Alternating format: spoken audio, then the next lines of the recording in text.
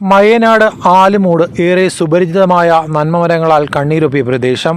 ജന്മന 2 കൈകളും സ്വാധീനക്കുറവുള്ള ഗൃഹനാഥൻ. മോളെ കെട്ടിച്ച പൈസ എടുത്ത് അതിപ്പം ചെത്തിയായി കിടക്കുകയാണ്. ഇയാളേക്ക് അവരും എടുത്തില്ല. എങ്ങോട്ട് പോകണം ഞാനൊരു അവസ്ഥ. എനിക്ക് ഞാനെൻ്റെ കാവും രണ്ടുപേരും എനിക്ക് കിഡ്നി പേഷ്യൻ്റാണ്. 2 പെൺമക്കൾ ഉൾപ്പെടെ 4 പേർ ചേർന്ന സന്തുഷ്ട കുടുംബം. പിതാവ് മാതാവ് എന്നാൽ എന്താണെന്ന് പുതുതലമുറയ്ക്ക് മനസ്സിലാകുന്ന ജീവിതം. കൈ സ്വാധീനമില്ലെങ്കിലും കഴിയുന്ന ജോലി ചെയ്ത് കുടുംബം പോറ്റി വരവേ വിധിയുടെ വിളയാട്ടം തേടിയെത്തത് മറ്റൊരു രൂപത്തിൽ. ഒരു വീഴ്ചയിലൂടെ കഥ തുടരുന്നു.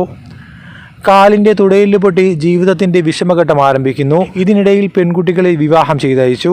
കുറച്ച് കടമൊക്കെ ഉണ്ടായെങ്കിലും സൈനുദ്ദീൻ്റെയും ഭീമയുടെയും ജീവിതത്തിൽ ഏറെ ദുഃഖകരമായ മറ്റൊരു പ്രതിസന്ധി ഉണ്ടാകുന്നു. ഗൃഹനാഥന് ക്യാൻസർ രോഗം പിടിപെട്ടതോടൊപ്പം ഇരുവൃക്കകളും തകരാറിലാകുന്നു. തുടർന്ന് പെൺമക്കളെ വിവാഹം കഴിച്ചയച്ച തുക ബാങ്കിൽ കടബാധ്യതയായി മാറുന്നു. 1999 കാലഘട്ടത്തെ ഓർമ്മപ്പെടുത്തുന്ന വീട്ടിൽ രോഗത്താൽ വലഞ്ഞ് മരുന്നിന് മുന്നിൽ അടിയറവ് പറഞ്ഞ ജീവിതവും മറ്റൊരു വശത്ത് ബാങ്കിലെ കടബാധ്യതയും ഈ കുടുംബത്തെ തളർത്തി. 2 മാസം കൊണ്ടേ ഗുളികയില്ലല്ലോ. 2 മാസത്തിൽ കൂടുതലല്ലേ ഗുളിക കയറുന്നിട്ട്. 2 മാസമായി ഗുളിക കയറുന്നിട്ട് ഈ ഗുളിക മുടക്കരുതെന്നാ പറഞ്ഞത്. ഇപ്പൊ എടുത്തെങ്കിലേ പറ്റത്തുള്ളൂ. ഇത് 1260 രൂപയാണ് ഇതിന്റെ വില. ഇപ്പം മൊത്തം ഈ സൈസ് ഗുളിക എല്ലാം കൂടെ എടുക്കണമെന്നുണ്ടെങ്കിൽ 3000 രൂപ വേണം. ഈ 10-20 ദിവസമായി അതിപ്പോ ഇവിടെ പോകും. 3000 പോട്ട് 1000 10 പൈസ കയ്യിലെടുക്കാൻ. ഈ ഗുളിയെങ്കിലും എടുത്തായിരുന്നെങ്കിൽ ഇതാണ് മുടക്കാതെ കഴിക്കേണ്ട ഗുളിക. ഇതെങ്കിലും എടുത്തായിരുന്നെങ്കിൽ നമുക്കിപ്പോ കഴിക്കായിരുന്നു, പിടിച്ചു നിൽക്കാമായിരുന്നു. എനിക്ക് യാതൊരു നിവൃത്തിയില്ല.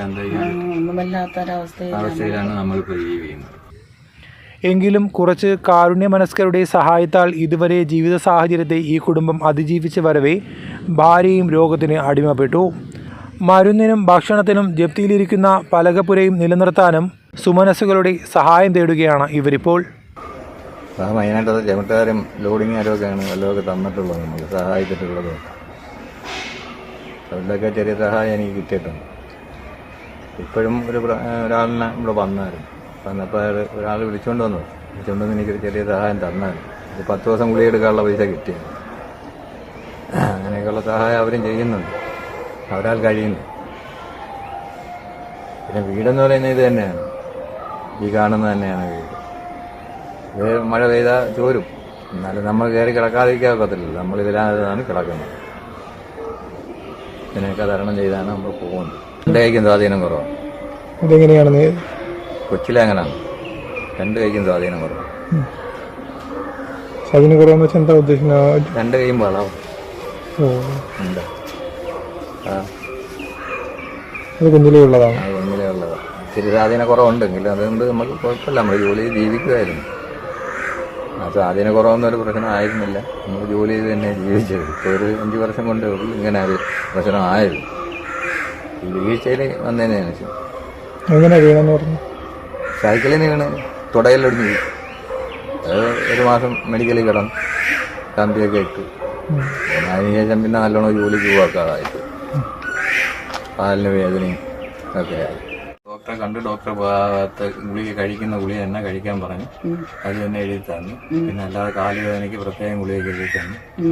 അത് അതിന്റെ പൈസ ഉള്ളായിരുന്നു. ആ കാലുവേദനയ്ക്കുള്ള ഗുളിക 200 കൊടുത്തെടുത്തുകൊണ്ട് വന്നു. വേറെ പൈസ ഇല്ലായിരുന്നു.